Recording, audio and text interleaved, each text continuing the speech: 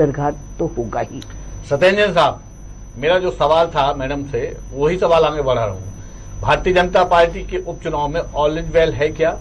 जिस तरह से, जिस सहजता से आपके नेता कह रहे हैं, यानी भाजपा के नेता कह रहे हैं कि मलैया नाराज नहीं है, लेकिन जो अंदर खाने से बात आ रही है, हमारी रिपोर्ट में भी देखा आपने, तो ये है कि वहां पर एक खेमेबाजी हो रही बाहर से। जैसे मैडम ने कहा कि बाहर से लोगों को बुलाया जा रहा है। आप क्या मानते हैं कि भारतीय जनता पार्टी के लिए उपचुनाव बहुत आसान है?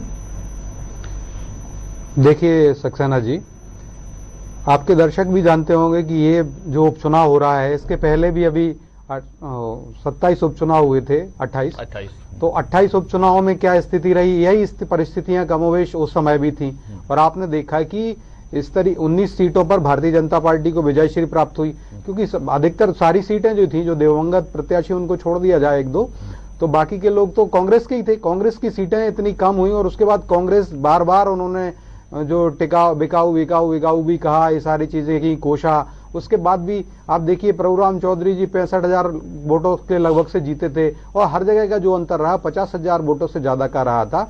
तो मुझे जिस तरीके से अभी आप दमोह की बात करें तो दमोह का उपचुनाव में भी यही स्थिति होगी, क्योंकि जिस तरीके से जनता का आशीर्वाद मिल रहा है, और जनता ने क्या है कि जनता के लिए जो ये सब लोग देवदूत साबित हुए। सिंधिया जी की साथ में जो लोग आए थे वो सभी, और ये लोधी जी भी, राहुल लोधी जी भी, ये भी मध्य प्रदेश की जनता के लिए एक तरह से देवदूत हुए, क्योंकि उस समय कोई काम नहीं हो रहे थे, कुछ ना चलो चलो हटो हटो वाली सरकार चल रही थी। तो अब ये जो आए हैं तो उसके बाद में परिस्थितियां बदल गई, और उसके बाद भारतीय जनता पार्टी को जनता ने आशीर्वाद भी दिया है, और यही दमोह के अंदर भी होगा। और मुझे ऐसा पूर्ण विश्वास है कि ये भारतीय जनता पार्टी 50,000 से ज्यादा वोटों से जीतेगी। और जैसा आपने कहा मलैया जी, तो देखिए माननीय प्रदेश अध्यक्ष जी ने भी कहा है कि जो ये चुनाव है माननीय मलैया जी के नेतृत्व में ही लड़ा जा रहा है दमोह का, वो है भारतीय जनता पार्टी के संस्था काफी वरिष्ठ कार्यकर्ता हैं, वरिष्ठ नेता रहे हुए हैं मध्य प्रदेश की राजनीति में। उन्होंने एक जो आयाम स्थापित किया है, जो माननीय दीनदयाल उपाध्याय जी के जो हमारे सिद्धांत है, जो जिसको हम अंत्योदय कहते हैं, अंत्योदय का सिद्धांत को अगर शब्दशः उन्होंने पालन किया अपने जीवन में, एकात्म मानववाद को पालन किया, और एक एक जन जन का उन्होंने कल्याण करने की जो भावना उनके अंदर रही है मलैया जी की, वह प्रतिपादित होती रही अनेक बार। और जिस तरीके का उनको जो स्वभाव है वह बिल्कुल अंत्योदय की भावना को प्रतिपादित करता है, और उसी के कारण से वहां की जनता के बीच में उनका